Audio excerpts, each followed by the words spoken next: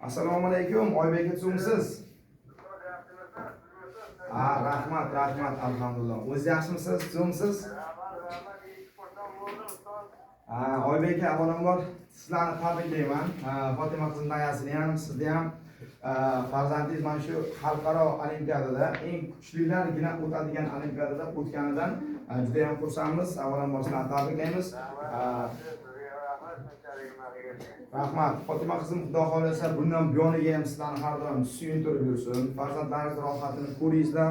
Agar farzandlaringizga chiroyli tarbiya berayotganingiz uchun, farzandlaringizni ilmiga, ularning tarbiyasiga befarq bo'lmayotganingiz uchun, har doim farzandlaringizni qo'llab-quvvatlab kelayotganingiz uchun sizga va yangamga alohida rahmat aytaman akajon.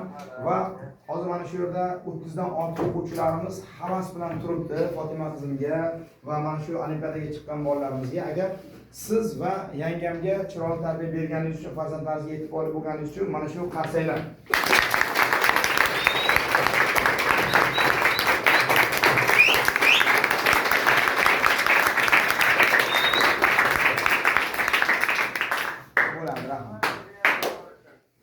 Rahmat Oybek aka, har doim duoda bo'lib turingizlar. Xudo xolasa Fotima qizim bilan bundan ham yuqori natijalarni qilib, aka, xudo xolasa hammamiz xursand bo'laveramiz.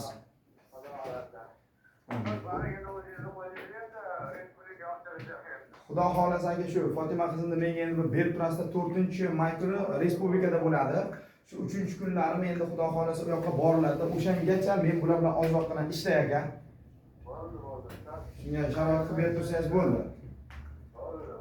Xudo xolasa ayog'ida yutsa, keyin xursandchilik kattasi bo'ladi aka, bu yoq nasib bo'lsa.